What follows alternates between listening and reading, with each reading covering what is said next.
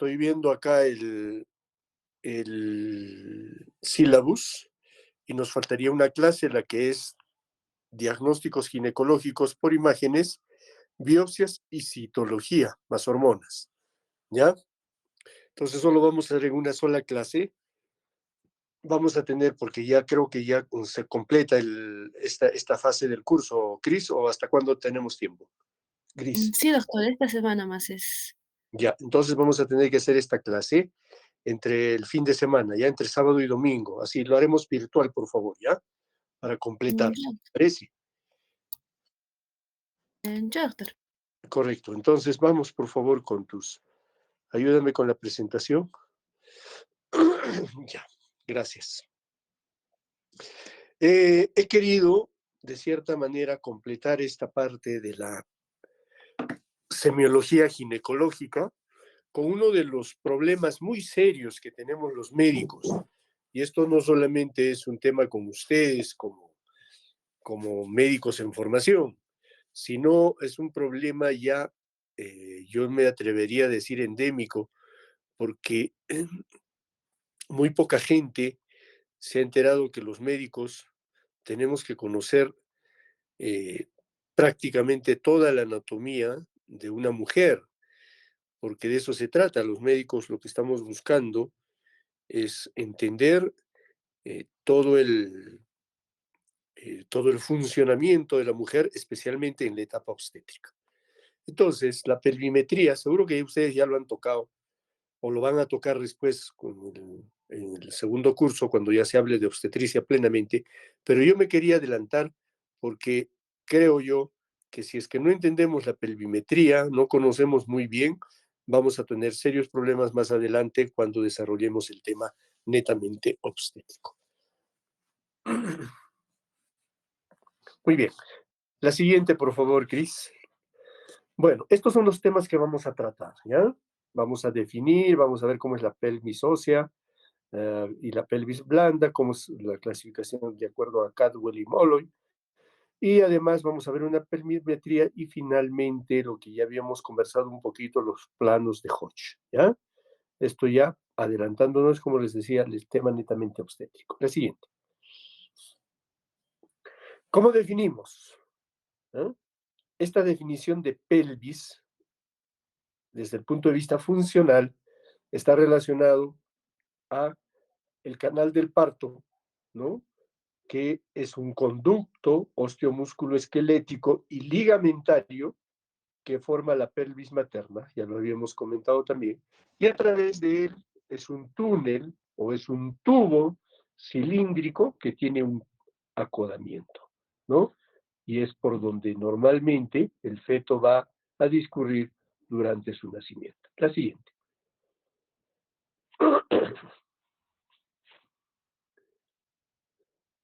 Please.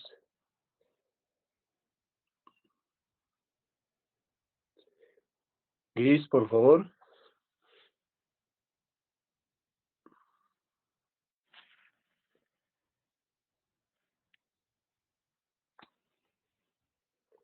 Gris, ¿me escuchas? Doctor, sí le Jóvenes, ¿me escuchan escuchamos. alguien Solo por ahí? Sí, doctor, sí lo estoy cambiando. ¿No escucha a nadie? Hola. sí se le escucha, doctor. Sí le escuchamos, doctor. Ah, gracias. ¿Me escuchan? Sí, doctor, sí lo escuchamos. Hola.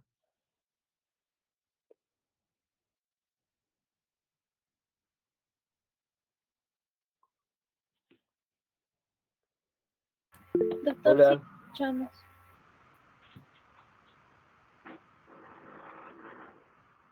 Hola.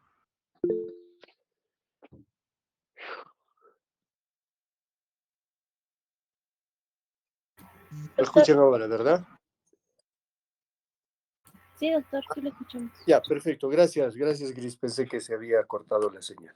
Seguimos entonces. Entonces, la pelvis ósea, ya sabemos que está dividida en dos, ¿no es cierto? La pelvis ósea, va a decir el macizo óseo, y la pelvis blanda, que como conocemos están cubiertos por los músculos vaginales, perineales especialmente y todas las fascias, ¿no? Estos ejemplos que los hemos visto ahí directamente son para que ustedes visualicen y socialicen todos estos, estas, está entrando una llamada, estoy con el teléfono, disculpen un segundo, no me corten.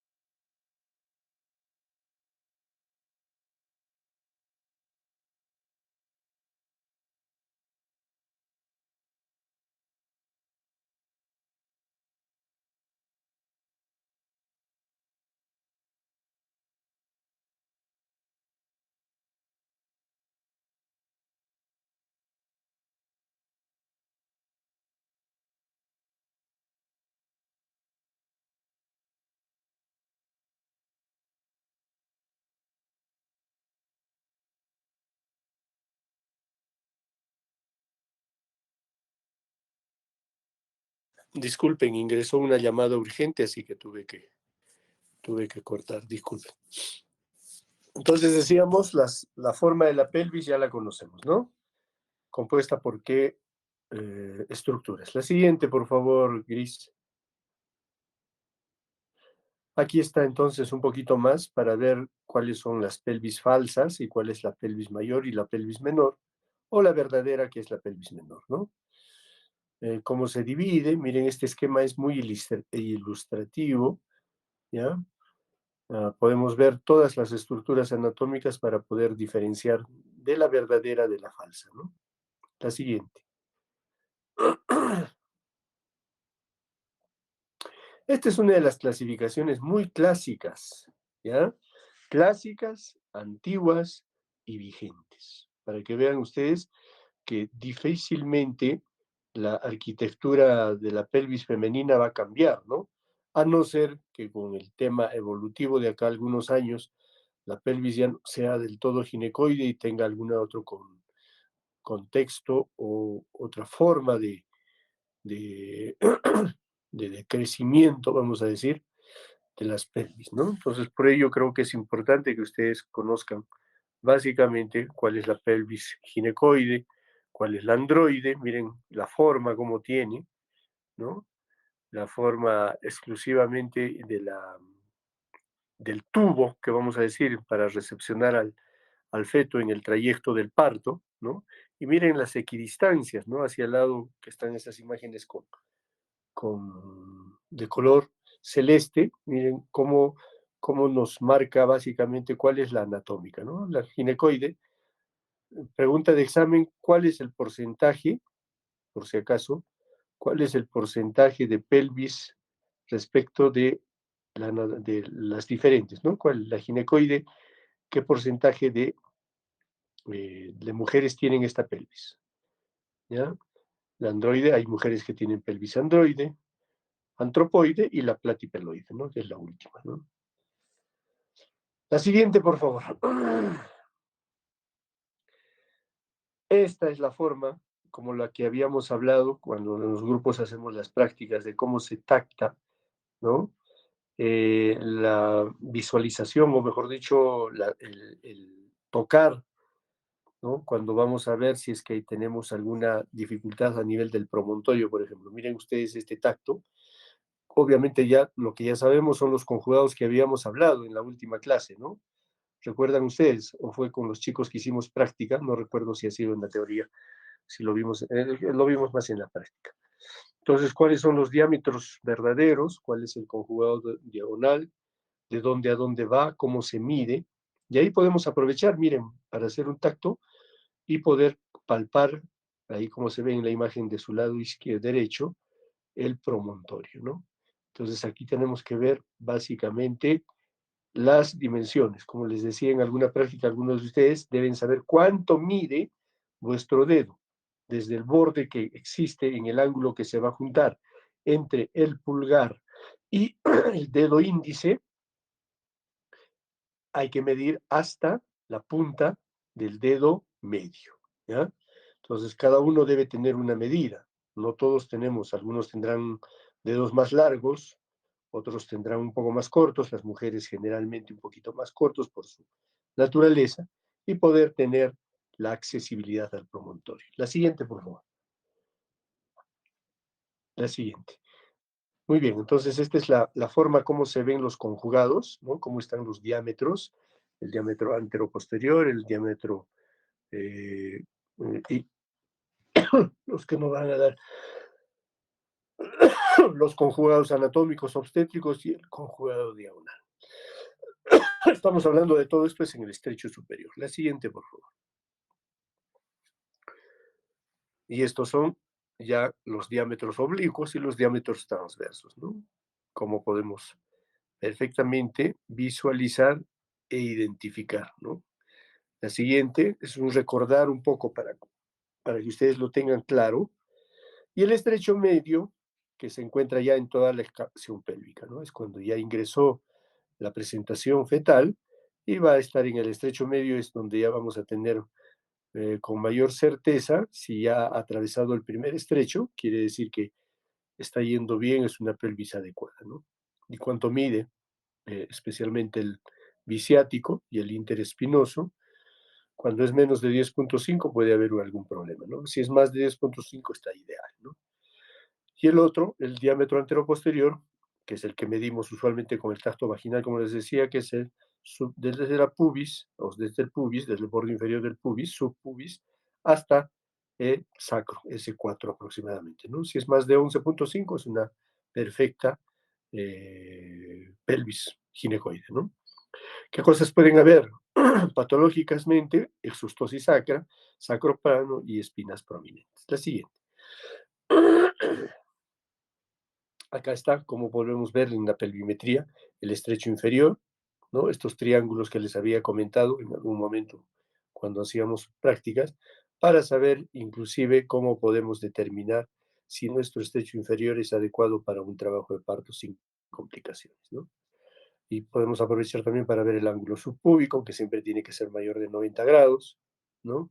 Y los otros diámetros que los conocemos. La siguiente. Esto es una regla muy importante, la regla de Toms, cómo evalúa la posibilidad de un bebé, si es que va a nacer por una pelvis adecuada o no, ¿no? Y cómo hay que medirla, ¿no? Esta también es una excelente imagen, esto es una constante. Y lo que le hablábamos, ¿no? Respecto a la pelvimetría externa, que ya no se hace actualmente, pero se puede todavía realizar, ¿no? Miren esta pelvimetría externa hecha manualmente, ¿no? Esto es un moldeado de Schelling que se puede medir externamente el ángulo subpúbico colocando, miren cómo se colocan los pulgares sobre las ramas isquiopubianas, y cuando esto es mayor o igual de 90 hasta 110 grados, quiere decir que es una pelvis adecuada, ¿no? Entonces eso también se puede medir. Esto es cuando no se tiene pues un pelvímetro, cuando no tenemos ningún elemento que nos ayude, entonces la pelvimetría externa solamente con este moldeado de Schelling. La siguiente.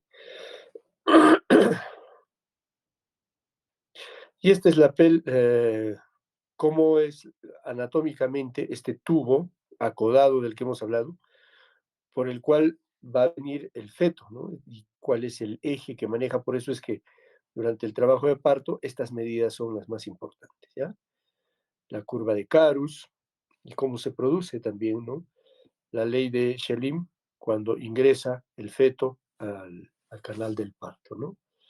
Estas teorías, para que ustedes los lean, las tengan en cuidado. De acá va a venir alguna pregunta en el examen. Hoy mismo estoy pasándole las preguntas ya al doctor Elías. Tenemos tiempo hasta esta noche nada más. La siguiente, por favor. ¿Y cómo son las distocias del canal, no? Podemos tener alteraciones óseas, también puede haber distocias blandas, ¿no? En el caso de que sean óseas, las asimetrías, si son blandas, por ejemplo, blandas pueden haber secuelas de algunas cicatrices previas, ¿no? Que hayan tenido, o pacientes que han sido sometidas a cirugías vaginales, ¿no? Entonces eso hay que buscar. O también puede haber miomas, pólipos, ¿no? O pacientes que ahora está de moda hacer las conizaciones, ¿no? En algunas mujeres.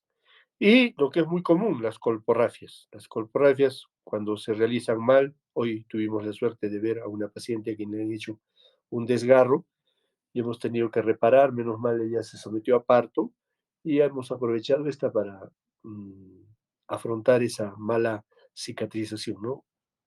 11 años la mujer, con dolor, dispareunia intensa, no hay derecho, ¿no? Entonces aprovechamos ahora que tenía su segundo bebé para reparar ese defecto blando. La siguiente. Y estos son los planos de Hodge, de los que habíamos hablado, ¿no? Miren, más ilustrativo que esto no van a encontrar, ¿eh? Así que por favor, cuando ya estemos en la parte obstétrica, vamos a hablar muchísimo más de estos planos, ¿ya? Creo que esta es la última imagen. La siguiente. Efectivamente, es la última. Esto quería compartir con ustedes, esta clase era bien pequeñita, solamente reforzar lo que ya habíamos visto en la clase anterior, y nos estaría faltando la última, que está relacionada a básicamente lo que habíamos hablado, ¿no? Todo lo que son usos de medios auxiliares de diagnóstico, ¿ya? Vamos a hablar de diagnóstico por imágenes también, aunque ya hay un capítulo especial de ecografía y eso me da gusto, pero vamos a hablar de biopsia, citología y algunos problemas hormonales durante la etapa de la mujer, en la etapa, o mejor dicho, durante su evaluación ginecológica. Lo dejamos ahí. Les agradezco su presencia. Nos volvemos a ver. Me pongo de acuerdo con Grisel para la última clase. Buenas noches. Buenas noches, doctor. Buenas noches, doctor. Buenas noches. Gracias.